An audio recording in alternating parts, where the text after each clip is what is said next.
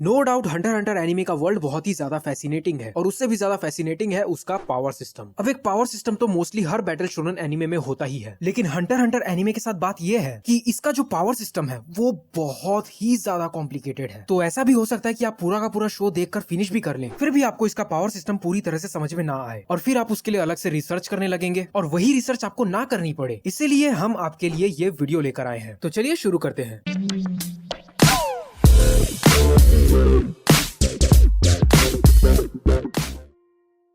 तो ये video actually काफी लंबी हो सकती है, इसलिए मैंने इसे सेगमेंट्स में बांट दिया है। सबसे पहले हम नैन के बारे में बात करेंगे कि इसे कैसे अचीव किया जाए और इसके साथ कैसी कॉम्प्लिकेशंस जुड़ी होती है, और फिर उसके बाद आते हैं नैन के 4 बेसिक्स: टेन, रेन, सेत्सु, हात्सु। और ये 4 बेसिक्स कंप्लीट करने के बाद हम जंप करेंगे एडवांस्ड टेक्निक्स पर, जो कि हो सकता है कि आपके सर को थोड़ा सा घुमा कर रख दे, तो थोड़ा फोकस कीजिएगा। तो शोनन एनिमे में जो पावर सिस्टम्स होते हैं वो बेसिकली एक दूसरे के काउंटर पार्ट्स ही होते हैं, उनमें कुछ ज्यादा डिफरेंस होता नहीं है। हम कह सकते हैं कि की और चाक्रा एक ही चीज है, दोनों ही स्पिरिचुअल या लाइफ एनर्जी है, बस उन्हें जो यूज करने का तरीका है और जो उनका स्केल है उसमें थोड़ा सा डिफरेंस है। और ऐसे ही हंटर हंटर में भी हर शख्स के अंदर लाइफ एनर्जी होती है, जिसे हम कहते हैं ऑरा। ध्यान दीजिए, नैन लाइफ एनर्जी नहीं है, लाइफ एनर्जी है ऑरा। नैन वो टेक्निक है जिसका हम इस्तेमाल करते हैं इस लाइफ एनर्जी को मैनिपुलेट या फिर रीशेप करने के लिए। तो कंफ्यूज मत होना, नैन कोई अलग से चीज नहीं है शो के अंदर, बल्कि काफी सारी टेक्निक्स है जिनमें ऑरा का इस्तेमाल होता है। फॉर एग्जाम्पल गोकू का कामेहामेहा और नरूटो का रासेंगन। इन दोनों में कॉमन बात यह है कि ये दोनों ही फिजिकल अटैक्स नहीं है, और ऐसा करने के लिए ये अपनी स्पिरिचुअल या लाइफ एनर्जी का इस्तेमाल कर रहे हैं, जो कि है की और चाक्रा। और सेम चीज हंटर हंटर के कैरेक्टर्स भी करते हैं, जिसमें वो अपनी लाइफ एनर्जी का इस्तेमाल करते हैं, जिसे कहते हैं ऑरा। लेकिन फर्क ये है कि हंटर हंटर में कैरेक्टर्स अपनी लाइफ एनर्जी का इस्तेमाल करके सिर्फ ब्लास्ट फायर करने के अलावा भी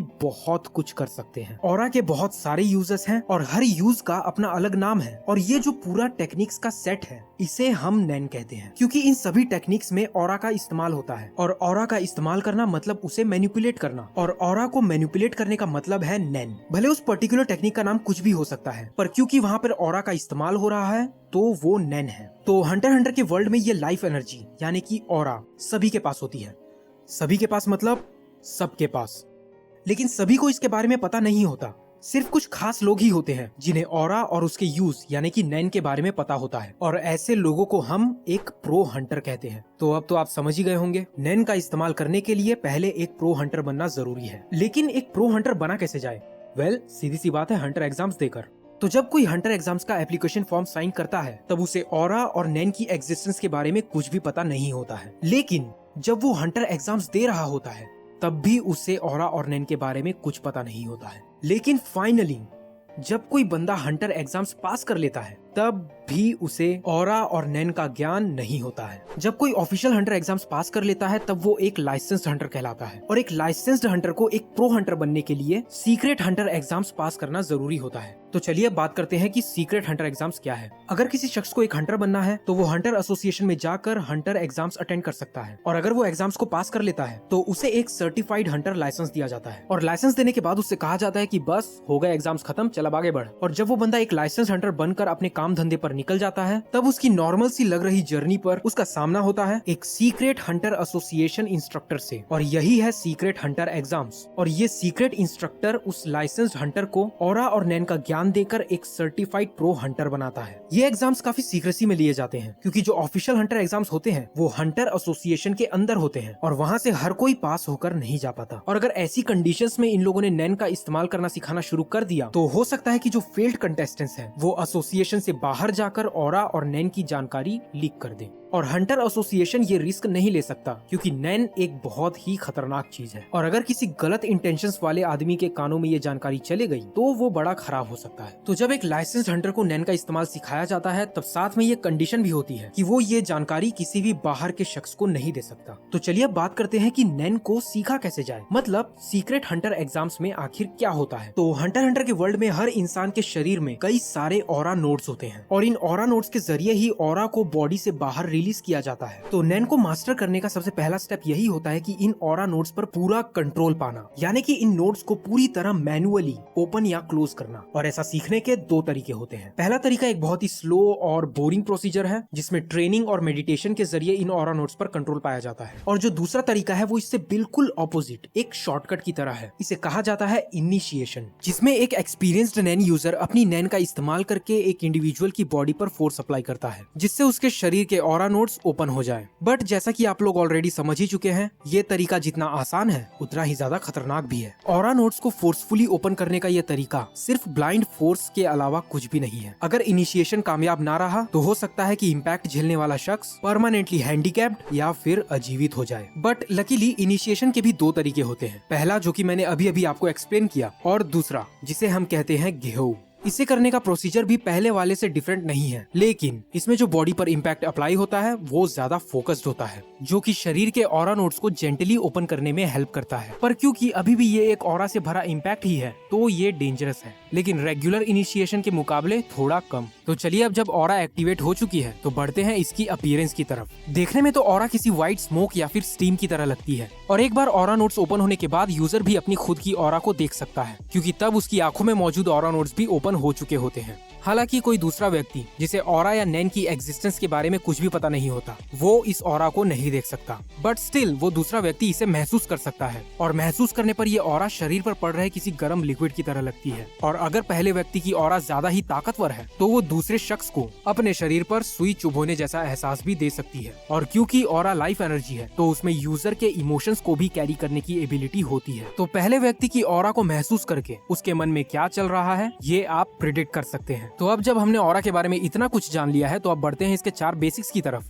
जिसमें सबसे पहले है 10। ऑरा का कॉन्स्टेंटली फ्लो करना यूजर के बॉडी के लिए बहुत बड़ा डिसएडवांटेज भी हो सकता है, क्योंकि हो सकता है कि इस फ्लो में कोई लीकेज होने पर ऑरा यूजर के शरीर से बाहर फ्लो करना शुरू कर देती है, और यही सबसे ज्यादा काम आता है 10 यूजर की कॉन्स्टेंटली फ्लो कर रही ऑरा को शरीर के इर्द गिर्द मेंटेन करने का काम करता है। और क्योंकि 10 के इस्तेमाल से सारे ऑरा लीक सील हो जाते हैं तो यूजर की लाइफ एनर्जी उसकी बॉडी के बाहर फ्लो नहीं कर पाती, जो कि यूजर की एजिंग प्रोसेस को भी काफी स्लो कर देती है और उसे देती है एक लॉन्गर लाइफ स्पैन और साथ ही साथ एक सेल्फ डिफेंस, जो कि फिजिकल अटैक्स के अगेंस्ट वर्क नहीं करता, सिर्फ नैन अटैक्स से ही बचाता है। तो दूसरा बेसिक प्रिंसिपल है रैन बेसिकली 10 का ही खतरनाक रूप है। इसके इस्तेमाल से यूजर एक बहुत ही बड़े अमाउंट में ऑरा को अपने शरीर के इर्द गिर्द मेंटेन कर सकता है बिना लीकेज की चिंता किए। इससे फायदा ये होता है कि ये यूजर की फिजिकल एबिलिटीज और ड्यूरेबिलिटी को काफी ज्यादा इंक्रीज कर देता है। मोस्टली यूजर जब एक ऑफेंसिव पोजीशन पर होता है तभी वो रैन का इस्तेमाल करता है। और अगला बेसिक प्रिंसिपल है ज़ेत्सु। इसका मतलब होता है अपने शरीर के ऑरा नोड्स को टेम्पररी क्लोज कर देना, जिससे कि यूजर के शरीर का ऑरा फ्लो टेम्पररी रुक जाता है और वो उस स्टेट में चले जाता है जब उसने ऑरा को मास्टर किया ही नहीं था। इसका इस्तेमाल ज्यादातर किया जाता है दुश्मन से बचकर छिपने के लिए या फिर उसका पीछा करने के लिए, और साथ ही साथ इसका इस्तेमाल रिलैक्सेशन और स्टेमिना गेन करने के लिए भी किया जा सकता है। तो चौथा और आखिरी बेसिक प्रिंसिपल है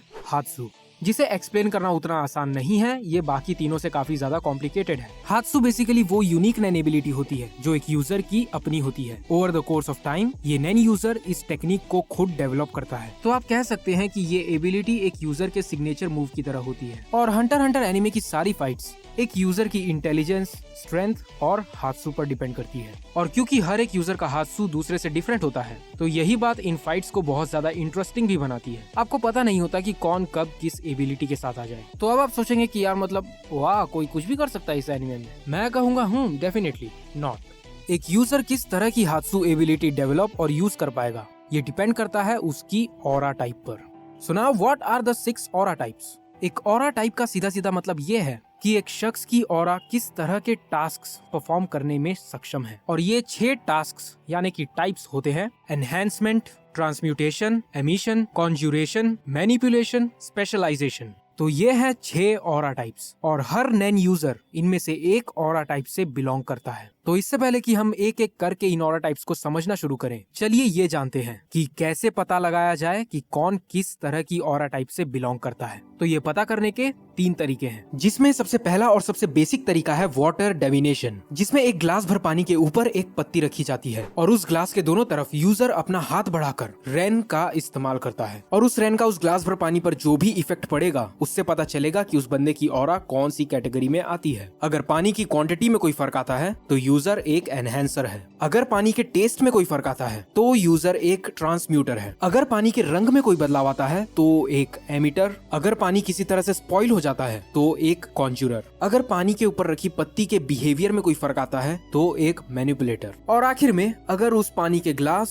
पानी या फिर पत्ती के साथ कुछ ऐसा होता है जो इन बाकी इफेक्ट्स से बिल्कुल ही अलग है तो फिर यूजर एक स्पेशलिस्ट है।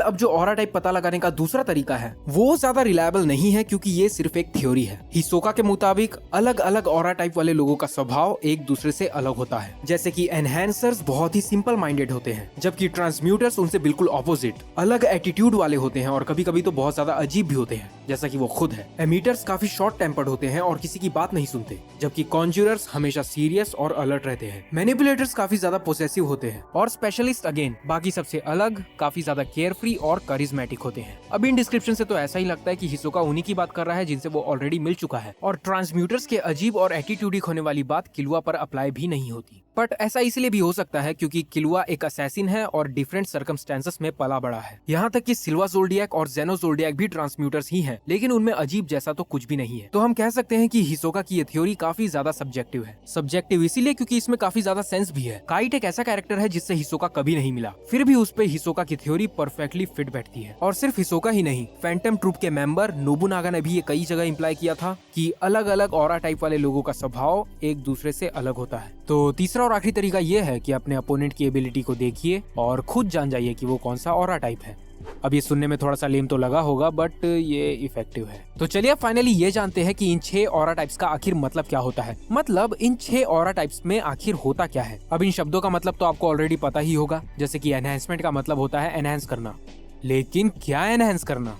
तो एक एनहेंसर बेसिकली एनहेंस कर सकता है अपनी फिजिकल एबिलिटीज को, स्ट्रेंथ, स्पीड, स्टेमिना, ड्यूरेबिलिटी और इवन हीलिंग। रेगुलर रैन के मुकाबले इन एनहेंसर टेक्निक्स का इफेक्ट काफी ज्यादा होता है। अब ऐसा भी नहीं है कि एक एनहेंसर का पंच किसी दूसरे ऑरा टाइप वाले यूजर के पंच से ज्यादा ताकतवर होगा, ऐसा नहीं होता, हमेशा तो नहीं। वो एनहेंसर एक एनहेंसर की तरह तभी लड़ पाएगा जब वो अपने हाथसू का इस्तेमाल करेगा। गॉन एक एनहेंसर है और वो अपनी ऑरा का इस्तेमाल करता है अपने एक साधारण से पंच के फोर्स को कई गुना ज्यादा एनहेंस करने के लिए, और इस टेक्निक को गॉन ने खुद डेवलप किया है और ये उसका हाथसू है। तो अब तो आप समझ ही गए होंगे कि हाथसू को समझने के लिए पहले 6 ऑरा टाइप्स के बारे में जानना क्यों जरूरी है। क्योंकि गॉन एक एनहेंसर है तो उसका हाथसू भी एक ऐसी टेक्निक है जो उसके पंच को एनहेंस करती है। एनहेंसर्स के लिए एक बात ये भी कही जाती है कि उनकी ऑरा टाइप काफी ज्यादा स्टेबल होती है, और क्योंकि वो अपनी फिजिकल एबिलिटीज को एनहेंस कर सकते हैं तो एक क्लोज रेंज कॉम्बैट में उन्हें काफी ज्यादा एडवांटेज होता है। तो अगला है ट्रांसम्यूटर। सच बताऊं तो ये मेरा फेवरेट है। ट्रांसम्यूटर बेसिकली अपनी ऑरा की प्रॉपर्टीज को चेंज करके किसी भी दूसरे सब्सटेंस की प्रॉपर्टी को कॉपी कर सकते हैं। जैसे कि किलुआ एक ट्रांसम्यूटर अपनी ऑरा की प्रॉपर्टीज को चेंज करके इलेक्ट्रिसिटी की कॉपी करता है। ध्यान देना, सिर्फ कॉपी। तो अभी जो आप उसके अराउंड देख रहे हैं वो इलेक्ट्रिसिटी नहीं है, वो सिर्फ उसकी ऑरा है फॉर्म्ड एज इलेक्ट्रिसिटी। और इसी तरह ट्रांसम्यूटर्स किसी भी दूसरे मैटर की प्रॉपर्टीज को कॉपी कर सकते हैं, फर्क नहीं पड़ता कि वो मैटर क्या है, चाहे वो आग हो या पानी, प्लास्टिक, पत्थर, टीना, टप्पर, लोहा, लक्कड़, कुछ भी। और सिर्फ इतना ही नहीं, एक ट्रांसम्यूटर मल्टीपल चीजों की प्रॉपर्टीज को कॉपी करके अपना खुद का सब्सटेंस क्रिएट कर सकता है, जिसका सबसे बढ़िया एग्जांपल है हिसोका का बंजी गम, जो कि रबर और च्युइंगम की प्रॉपर्टीज का मिक्सचर है। तो अगला है एक एमिटर। तो एमिटर्स की एबिलिटी ये होती है कि वो अपनी ऑरा को अपनी बॉडी से डिटैच कर सकते हैं, और डिटैच होने के बाद वो उसके एक्शंस को कंट्रोल भी कर सकते हैं। नॉर्मली ऑरा को बॉडी से हर कोई डिटैच कर सकता है, लेकिन जब कोई दूसरा ऑरा टाइप अपने शरीर से ऑरा को अलग करता है तब वो ऑरा अलग होते ही गायब हो जाती है। लेकिन एमिटर्स के केस में ऐसा नहीं होता, वो अपनी ऑरा को शरीर से डिप्लॉय करके अटैक्स की तरह यूज कर सकते हैं, बिल्कुल ड्रैगन बॉल स्टाइल में। और एक एमिटर होना रेंज्ड कॉम्बैट्स में काफी ज्यादा फायदेमंद साबित होता है। तो अगला है कॉन्ज्यूरर। कॉन्ज्यूरर अपनी ऑरा का इस्तेमाल करके फिजिकल ऑब्जेक्ट्स क्रिएट कर सकते हैं। अब इन्हें ट्रांसम्यूटेशन के साथ कंफ्यूज मत करना, ट्रांसम्यूटर सिर्फ चीजों की प्रॉपर्टीज को कॉपी करते हैं, जबकि कॉन्ज्यूरर फिजिकल एंड टचेबल चीजें बना सकते हैं। ये सारी चीजें वैसे ऑरा से ही बनती है, लेकिन एक बार बन जाने के बाद वो ऑरा नहीं रहती, और इसीलिए इन चीजों को हर कोई देख सकता है। वैसे तो प्रैक्टिस इसके साथ कॉन्जूरर्स बड़ी बड़ी चीजें कॉन्जूर कर सकते हैं, लेकिन क्योंकि वो ज्यादातर फाइटर्स ही होते हैं इसलिए वो वेपन्स ही कॉन्जूर करना पसंद करते हैं। तो अगला है मैनिपुलेटर। ये ज्यादा मुश्किल नहीं है, जैसा कि आप लोग समझ ही चुके हैं, ये मैनिपुलेट कर सकते हैं और सिर्फ इंसानों या जानवरों को ही नहीं बल्कि इन एनिमेट ऑब्जेक्ट्स को भी, जैसे कि कोई वॉशिंग मशीन। लेकिन ऐसा भी नहीं है कि ये मैनिपुलेटर्स हैं तो किसी के भी सामने जाकर उनकी आंखों में देखकर उन्हें मैनिपुलेट कर देंगे। ऐसा हो भी सकता है पर उसके लिए उन्हें प्रैक्टिस करनी होगी। और ये बात सिर्फ मैनिपुलेटर्स पर ही नहीं बल्कि हर ऑरा टाइप पर अप्लाई होती है। एक एनहेंसर को अपनी एबिलिटीज एनहेंस करने के लिए प्रैक्टिस की जरूरत होती है। उसी तरह कॉन्जूरर्स को चीजें कॉन्जूर करने के लिए, ट्रांसम्यूटर्स को प्रॉपर्टीज कॉपी करने के लिए और एमिटर्स को ऑरा डिप्लॉय करने के लिए। तो आखिरी ऑरा टाइप है एक स्पेशलिस्ट। हमेशा की तरह सबसे अलग। एक स्पेशलिस्ट की पावर काफी ज्यादा हटकर होती है। जैसे कि हमारे पास एक स्पेशलिस्ट है जो फ्यूचर बताती है, एक स्पेशलिस्ट है जो किसी की भी एबिलिटीज चुरा सकता है और एक स्पेशलिस्ट है जो हील कर सकती है। तो सुनने में तो ये एबिलिटीज कभी कभी बहुत ही ज्यादा ओवरपावर्ड लग सकती है, लेकिन ऐसा नहीं है। हंटर हंटर एनिमे की सबसे अच्छी बात यही है कि कोई भी टेक्निक चाहे कितनी भी ज्यादा इफेक्टिव क्यों ना हो, उसका कोई ना कोई ड्रॉबैक जरूर होता है। एग्जाम्पल के लिए जब नियॉन किसी का फ्यूचर बताती है तो फ्यूचर बताने के लिए उसके पास अगले शख्स का बायोडाटा होना जरूरी है। वैसे ही जब पीटो किसी को हील करती है तब वो अपनी 100% ऑरा का इस्तेमाल करती है। मतलब हील करते वक्त वो पूरी तरह से डिफेंसलेस होती है। तो एक बार सीधे शब्दों में शॉर्ट में कहूँ तो हर नैन यूजर किसी एक ऑरा टाइप से बिलोंग करता है और वो किस तरह की टेक्निक यूज कर पाएगा ये उसकी ऑरा टाइप पर डिपेंड करता है। अब ऐसा भी नहीं है कि कोई नैन यूजर किसी दूसरी ऑरा टाइप वाली टेक्निक्स को कभी सीख ही नहीं सकता। असल में हर नैन यूजर कम से कम 5 ऑरा टाइप्स को मास्टर कर सकता है। एग्जाम्पल के लिए अगर कोई एनहेंसर एक ट्रांसम्यूटर बनना चाहे तो उसे उसके लिए बहुत ज्यादा प्रैक्टिस करनी होगी और इतनी ज्यादा प्रैक्टिस के बाद भी वो ट्रांसम्यूटर वाली एबिलिटीज को सिर्फ 80% पोटेंशियल पर ही यूज कर पाएगा और उसकी ट्रांसम्यूटर टेक्निक एक असली ट्रांसम्यूटर के सामने बहुत ज्यादा वीक होगी। और अगर वो एक एमिटर बनना चाहता है तो उसमें भी बिल्कुल सेम रिजल्ट, बहुत ज्यादा मेहनत और सिर्फ 80% पोटेंशियल। और अगर कोई एनहेंसर एक मैनिपुलेटर बनना चाहता है तो उसके लिए भी उसे बहुत ज्यादा मेहनत करनी होगी और इतनी ज्यादा मेहनत के बाद भी सिर्फ 60% पोटेंशियल पर ही वो एक मैनिपुलेटर की एबिलिटीज यूज कर पाएगा, जो कि एक असली मैनिपुलेटर के मुकाबले ऑलमोस्ट आधा है। और अगर वो एक कॉन्जूरर बनना चाहता है तो बिल्कुल सेम रिजल्ट्स। और रही बात स्पेशलिस्ट की, तो एक एनहेंसर एक स्पेशलिस्ट कभी नहीं बन सकता। जिन ऑरा टाइप्स के पास बेस्ट चांसेस होते हैं एक स्पेशलिस्ट बनने के, वो है एक कॉन्जूरर और मैनिपुलेटर। और एक स्पेशलिस्ट बनने का उनका पोटेंशियल होगा पूरे 1%। तो एक स्पेशलिस्ट प्रीटी मच सिर्फ वही बन सकता है जिसने एक स्पेशलिस्ट बनकर जन्म लिया हो। तो चलिए अब फाइनली आगे बढ़ते हैं हमारी एडवांस्ड टेक्निक्स की तरफ। देखिए मैं पहले ही बता दूं, आपको ऐसा भी लग सकता है कि ये टेक्निक्स एक के बाद एक रेपिटेटिव हो रही है। आप ऐसा सोचने लगेंगे कि जब ये है तो इसका क्या काम। देखिए ये सारी की सारी टेक्निक्स एडवांस्ड है, इसका मतलब ये नहीं कि ये सब इक्वली इफेक्टिव भी है। मान लीजिए 2 टेक्निक है जो बेसिकली एक ही काम करती है, तो उन दोनों में फर्क ये होगा कि उसमें से एक दूसरी वाली से ज्यादा ताकतवर होगी और उसे सीखने में भी ज्यादा मेहनत लगेगी। तो एडवांस्ड टेक्निक्स की लिस्ट में सबसे पहला नाम है ग्यो। ग्यो बेसिकली रेन का ही एक इवॉल्व्ड फॉर्म है। रेन के इस्तेमाल से एक नैन यूजर अपनी ऑरा को अपनी बॉडी के चारों तरफ सराउंड करके अपनी एबिलिटीज को एनहेंस करता है। ठीक उसी तरह जब यूजर अपनी ऑरा को अपनी पूरी बॉडी के बजाय सिर्फ एक स्पेसिफिक बॉडी पार्ट पर सराउंड करता है तब उसे ग्यो कहा जाता है। और ऐसा करने का फायदा ये होता है कि उस स्पेसिफिक बॉडी पार्ट की एबिलिटीज कई गुना ज्यादा बढ़ जाती है। और ग्यो का इस्तेमाल मोस्ट ऑफ द टाइम सिर्फ आंखों पर ही किया जाता है, जिससे कि यूजर की आंखों की एबिलिटीज इतनी ज्यादा बढ़ जाती है कि वो छुपी हुई और अदृश्य ऑरा को भी देख सकता है। पर एट द सेम टाइम अपनी ऑरा को सिर्फ एक स्पेसिफिक बॉडी पार्ट पर फोकस करने से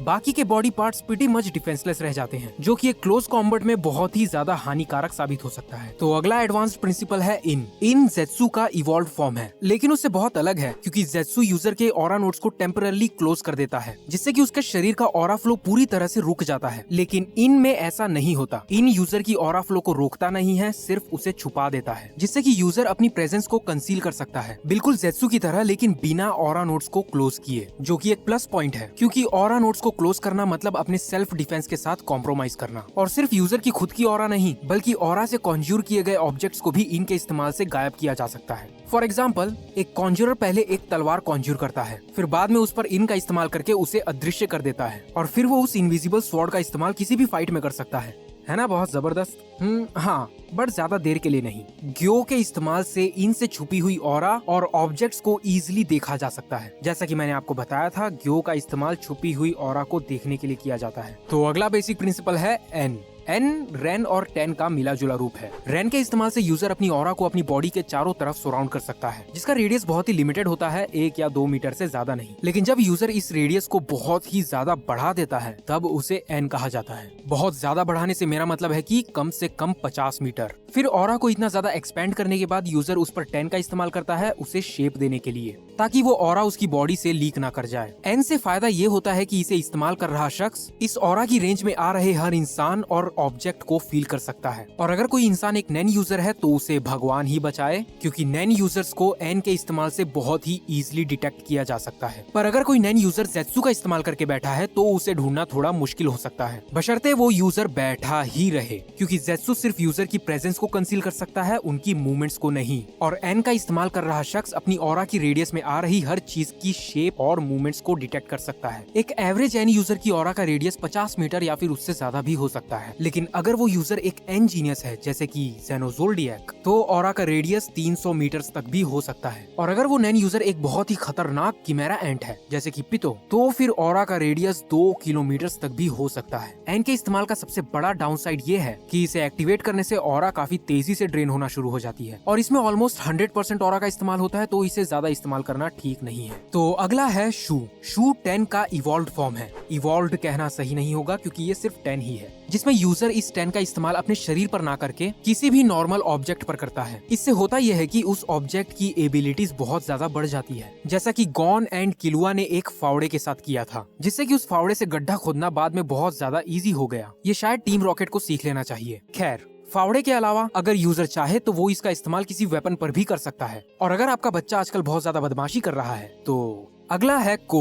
नाउ को एक बहुत ही ज्यादा इंटेंस टेक्निक है जिसमें एक साथ इस्तेमाल होता है टेन, रेन, ज़ेत्सु और ग्यो का। तो को एक्टिवेट करने के लिए सबसे पहले ग्यो का इस्तेमाल किया जाता है अपनी ऑरा को एक ही बॉडी पार्ट पर फोकस करने के लिए। फिर ज़ेत्सु का इस्तेमाल किया जाता है बाकी के बॉडी पार्ट्स में ऑरा का फ्लो पूरी तरह से रोकने के लिए। फिर रेन का इस्तेमाल किया जाता है उस एक बॉडी पार्ट पर फोकस की हुई ऑरा को एक्सपेंड करने के लिए। फिर 10 का इस्तेमाल होता है ताकि वो एक जगह फोकस हुई इंटेंस ऑरा लीक ना कर जाए। तो बॉडी के सिर्फ एक पार्ट पर इतनी ज्यादा ऑरा कंसंट्रेट करने से वो बॉडी पार्ट बहुत ही ज्यादा ताकतवर हो जाता है। को एक पूरी तरह से ऑफेंसिव टेक्निक है जिसका इस्तेमाल बहुत ज्यादा जरूरत पड़ने पर ही किया जाता है, क्योंकि ये टेक्निक बहुत ज्यादा रिस्की भी है। पूरी ऑरा को शरीर के सिर्फ एक बॉडी पार्ट पर फोकस करने के लिए शरीर के बाकी हिस्सों में ऑरा का फ्लो पूरी तरह से बंद करना पड़ता है, जिसका मतलब है कि जितना ताकतवर वो एक बॉडी पार्ट उतना ही कमजोर बाकी का शरीर। तो अगला है कैन। कैन कुछ बहुत ही ज्यादा कॉम्प्लिकेटेड नहीं है, लेकिन ये एडवांस्ड की लिस्ट में है क्योंकि इसे सीखना बहुत ज्यादा मुश्किल है। एक नैन यूजर सिर्फ बेसिक रेन को अपनी बॉडी के चारों तरफ सराउंड करता है और फिर उसे 10 से शेप देकर काफी देर तक मेंटेन करके रखता है। इसमें ऑरा की क्वांटिटी बेसिक 10 से ऑलमोस्ट 10 गुना ज्यादा होती है, और ये एक पूरी तरह से डिफेंसिव टेक्निक है जो कि को जैसे एक खतरनाक अटैक से डिफेंड करने के लिए सबसे बेस्ट ऑप्शन है। अब ऐसा भी नहीं है कि ये को के अगेंस्ट पूरी तरह से इनविंसिबल है, ये तो डिपेंड करता है कि अपोनेंट का को कितना ज्यादा डैमेज कर सकता है और एक यूजर का कैन कितना ताकतवर अटैक झेल सकता है। तो अगला है रियू।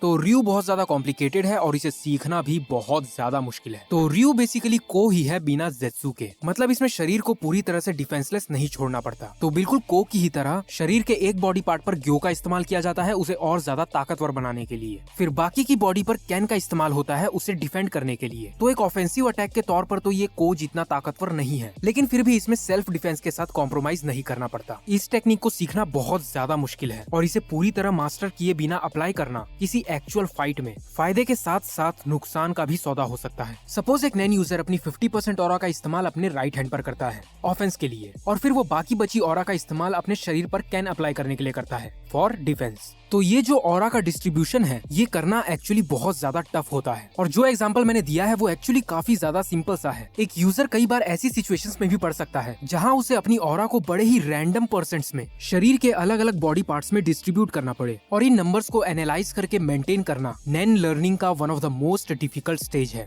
इसके अलावा भी एक और बहुत बड़ा रिस्क है इस टेक्निक में। एक क्लोज कॉम्बैट के दौरान यूजर अपनी ऑरा को एक से दूसरे बॉडी पार्ट पर कॉन्स्टेंटली शिफ्ट करता रहता है, और ऑरा का ये शिफ्ट जितना ज्यादा तेज हो उतना ही ज्यादा इफेक्टिव भी साबित होगा। सपोज एक नैन यूजर ने एक क्लोज कॉम्बैट के दौरान अपने अपोनेंट पर अपने राइट हैंड से अटैक किया, तो उसकी ऑरा का सारा कंसंट्रेशन उसके राइट हैंड पर था, और अगर उसे अपना अगला अटैक अपने लेफ्ट हैंड से करना है तो उसे अपनी ऑरा को अपने लेफ्ट हैंड में शिफ्ट करना होगा, जो कि कि अगर जरूरत से ज्यादा स्लो रहा तो अपोनेंट उस शिफ्ट होती ऑरा को देखकर हमारे नैन यूजर के लेफ्ट हैंड से होने वाले अटैक को प्रिडिक्ट कर सकता है। तो ये थी नैन की 7 एडवांस्ड टेक्निक्स। तो चलिए अब बढ़ते हैं कुछ सुपर एडवांस चीजों की तरफ। हाँ, अभी और है। जब आप ऑरा की 6 टाइप्स के बारे में जानते हैं तो शो देखते वक्त आपका दिमाग ऑटोमेटिकली हर टेक्निक में उसका ऑरा टाइप ढूंढने लगता है। ये एबिलिटीज आपके दिमाग को कभी कभी कंफ्यूज कर सकती हैं, क्योंकि ये किसी भी ऑरा टाइप में ठीक से फिट नहीं होती। तो चलिए जानते हैं। सबसे पहला है एक क्लोन। ये एबिलिटी बेस्ट वर्क करती है अगर यूजर एक मैनिपुलेटर हो। एक नैन यूजर कॉन्जुरेशन के इस्तेमाल से अपना खुद का एक क्लोन क्रिएट कर सकता है और फिर वो उसे कंट्रोल कर सकता है मैनिपुलेशन के इस्तेमाल से। ये एबिलिटी ज्यादातर अपने अपोनेंट्स को गुमराह करने के लिए यूज की जाती है। यूजर अगर चाहे तो एक ऑटोमेटिक क्लोन भी क्रिएट कर सकता है, लेकिन उसकी मूवमेंट्स बहुत ही ज्यादा बेसिक होगी और वो सिचुएशंस के हिसाब से एक्शंस नहीं ले पाएगा। और अगर यूजर क्लोन को मैनिपुलेशन से कंट्रोल करता है तो ये उस यूजर पर डिपेंड करता है कि उसकी मैनिपुलेशन स्किल्स कितनी अच्छी है। तो अगला है एक नैन बीस्ट। नैन बीस्ट भी एक क्लोन की तरह ही है, लेकिन इसका पर्पस अलग है। एक क्लोन का इस्तेमाल किया जाता है अपने अपोनेंट्स को गुमराह करने के लिए, जबकि एक नैन बीस्ट का इस्तेमाल खुद की तादाद बढ़ाने के लिए किया जाता है। नैन बीस्ट दिखने में किसी भी जानवर की तरह हो सकते हैं और ये ज्यादातर एमिशन से क्रिएट किए जाते हैं, कॉन्जुरेशन से नहीं, और इन्हें भी कंट्रोल मैनिपुलेशन से ही किया जाता है। तो अगला है कर्स। एक कर्स बेसिकली ऐसी एबिलिटी होती है जिसका इफेक्ट लॉन्ग टर्म होता है। ये या तो अपोनेंट को डिसेबल कर सकती है या फिर उन्हें धीरे धीरे नुकसान भी पहुंचा सकती है। एग्जाम्पल के तौर पर नकल का एपीआर।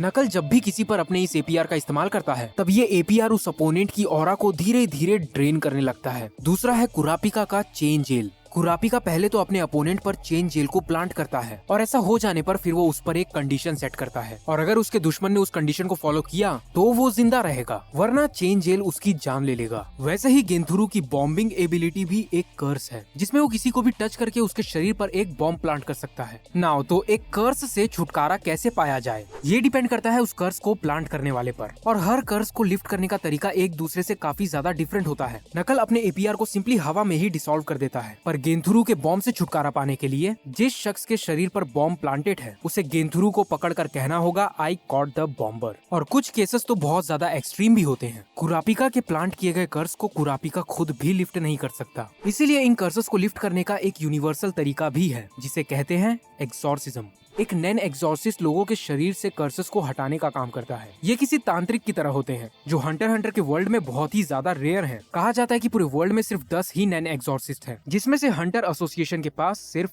एक है। तो अगला है वोज एंड लिमिटेशंस। तो ये चीज एक्चुअली बहुत ज्यादा कॉम्प्लिकेटेड है। अगर किसी यूजर को अपनी एबिलिटीज की स्ट्रेंथ में सडन इंक्रीज चाहिए हो तो वो अपनी एबिलिटीज को लिमिट कर सकता है। ये एक कॉन्ट्रैक्ट की तरह होता है। नैन वो चीज है जो एक यूजर के इमोशंस पर रिस्पॉन्ड करता है। तो अगर एक नैन यूजर अपनी एबिलिटीज को लिमिट करते हुए ये कहता है कि मैं अपनी एबिलिटीज का इस्तेमाल सिर्फ इन 5 लोगों पर करूंगा, तो ऐसा करके वो एक बहुत बड़ी कीमत चुका रहा है। But at the same time उसका अपनी पावर को लिमिट करना उसके ग्रज को भी एक्सपोज करता है, जो कि उन 5 लोगों के लिए है, और उस यूजर की नैन उसके इसी ग्रज पर रिस्पॉन्ड करके उसकी पावर को सिग्निफिकेंटली इंक्रीज कर देती है। अब एक लिमिटेशन किसी भी तरह से की जा सकती है। एक नैन यूजर ये भी कह सकता है कि वो अपनी पावर को दिन में सिर्फ 1 घंटे ही यूज करेगा और उसके बदले में भी उसकी पावर्स में बढ़ोतरी जरूर होगी, लेकिन कितनी पावर मिलेगी ये डिपेंड करता है कि लिमिटेशन कितनी ज्यादा इंटेंस है। सपोज वो नैन यूजर 1 घंटे के बजाय सिर्फ 10 मिनट कहता है या फिर 5 लोगों के बजाय सिर्फ 1, तो ऐसा करने पर उसकी नैन का रिस्पॉन्ड और ज्यादा स्ट्रॉन्ग होगा। तो अगला है पोस्टमार्टम नैन। जैसा कि मैंने बताया था, नैन यूजर के इमोशंस पर रिस्पॉन्ड करता है। फर्क नहीं पड़ता कि यूजर जिंदा है या फिर नहीं। ओके, तो बहुत ही मेजर स्पॉइलर अलर्ट। गॉन और पितो की फाइट में जब गॉन ने पितो के सर का भरता बना दिया था तब एक्चुअली पितो मर चुकी थी, बट मरने से पहले उसके मन में सिर्फ 2 इमोशंस थे, किंग के प्रति लॉयलिटी और गॉन के प्रति ग्रज। और उसके ये 2 इमोशंस इतने ज्यादा स्ट्रॉन्ग थे कि पितो की ऑरा ने उसकी ही बॉडी को एक कठपुतली की तरह इस्तेमाल किया गॉन को खत्म करने के लिए, जो कि उसके दोनों ही इमोशंस को फुलफिल कर देता। तो हाँ, यही थी कुछ सुपर एडवांस चीजें। मैं जानता हूँ अभी भी काफी कुछ मिसिंग है, लेकिन अब जो बची है वो कुछ बहुत ही ज्यादा कॉम्प्लिकेटेड चीजें हैं जिन्हें मैं कोशिश करूंगा किसी और वीडियो में कवर करने की। तो बस आज के लिए सिर्फ इतना ही। हम मिलेंगे किसी और दिन किसी और टॉपिक के साथ। तब तक के लिए see you in the next video.